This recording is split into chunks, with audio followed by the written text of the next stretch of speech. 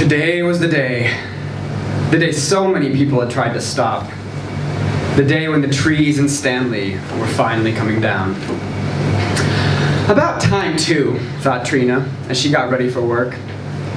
The trees took up most of the pavement, and when they shed their leaves in autumn, those gleaming, mulching golden heaps were treacherous. And God only knew the damage the roots were doing to the foundations of all the houses. No, they had to go. There had been complaints, of course, and a petition, which she had signed with a false name, but then shredded as soon as it arrived in the planning department. Fierce protesters in their rainbow-knitted sweaters and woolly caps had been out since the early morning, forming their finger-laced circles around the trunks of the trees, while hard-hatted men leaned against vans carrying gleaming equipment and chatted and joked as they waited for the police to arrive. Trina wondered if any of these people knew it was her who had signed the order, giving permission for the trees to come down. She remembered joking that it was like signing a death warrant, and maybe the trees should each be named after executed monarchs. But it had to be done. I mean, the road would look so much better by the time she got home from work tonight, even though it wouldn't technically be an avenue anymore, but people would be able to look out of their windows and see the sky. Well, actually, they would just see the houses opposite, but there would be little patches of sky behind the rectangles of brick, and some sky was better than none.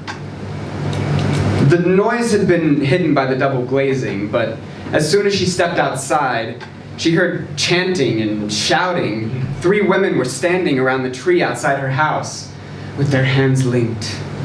"Come, join us," they called as she walked past. She shook her head, trying not to look at them. They didn't look like the kind of people who would understand how much she needed a job. But then, suddenly she slipped. One of her heels skidded over a pile of leaves, and the next thing she knew, she was lying on the ground. No one left their circles to help her.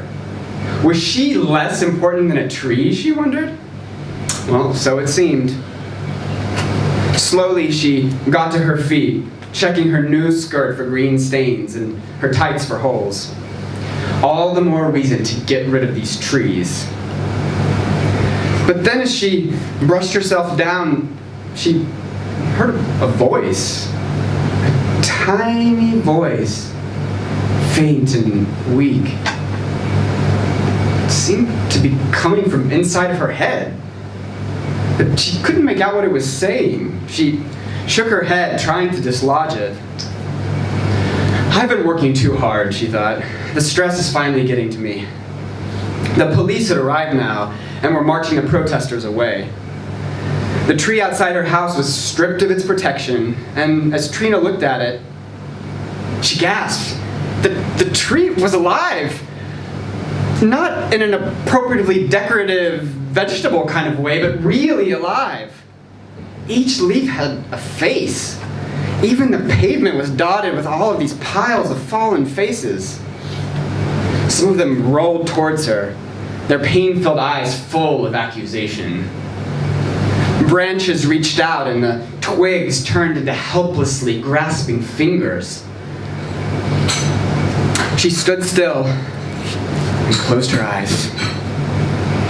Maybe she had hit her head during the fall.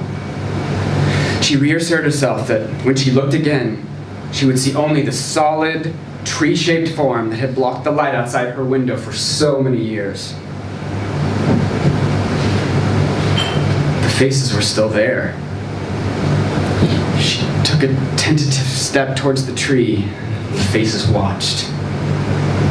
She put out a hand to touch what had once been a shiny leaf, and tiny teeth sank into her skin. Ow! She sucked out her bleeding finger and watched, trying to make some sense of what was happening. She had to get to work. It was Monday morning. There'd be a huge pile of paperwork on her desk. More forms to sign. But the faces were watching her. Some were angry and others terrified.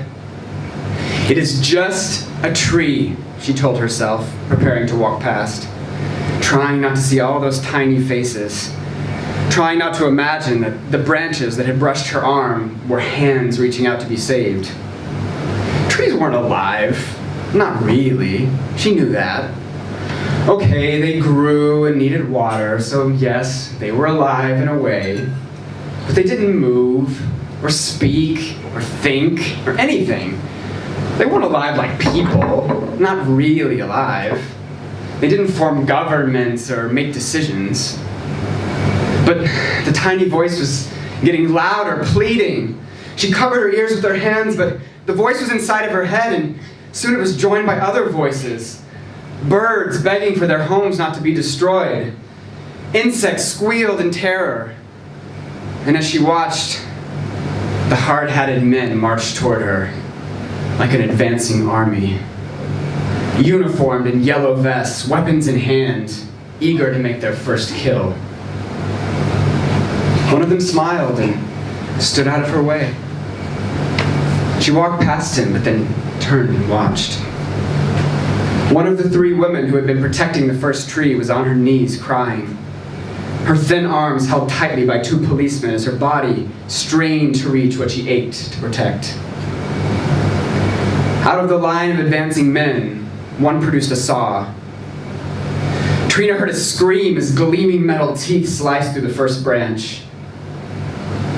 The scream wasn't coming from any of the people who watched. It was coming from the tree. And as branches were severed from the trunk like limbs from a torso, the screaming and sobbing faded to an anguished moan as life leaked out of each cell. Some of the protesters were praying. And then, like an executioner, the man raised his saw and sliced through the base of the trunk, and the tree fell with a shudder.